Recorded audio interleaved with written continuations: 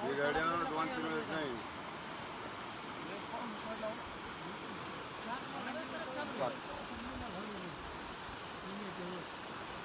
काय जेवायला पाण्याला पूर्ण आहे का? जर नळ्या राहिल्या नळ्या रिकाम्या राहिल्या तर हां नळ्यामध्ये बसला आहेच रेती जाऊन.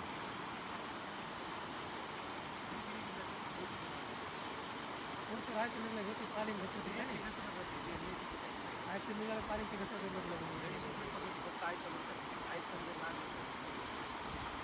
आज या ठिकाणी साळेगाव नदीत पाणी आलेलं आहे.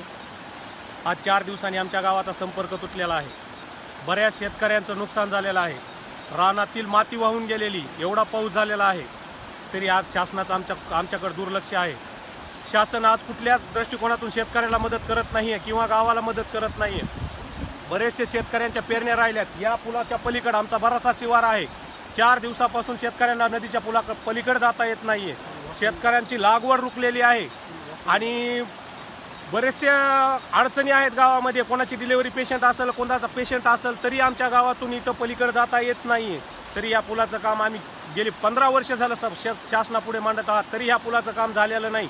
आम्ही प्रत्येक आमदारापाशी रडलेला आहात, प्रत्येक आमदारापाशी जाऊन आलेला आहात तरी आमच्या कुठल्याही आमदारानं आमच्याकडे लक्ष दिलेलं नाही.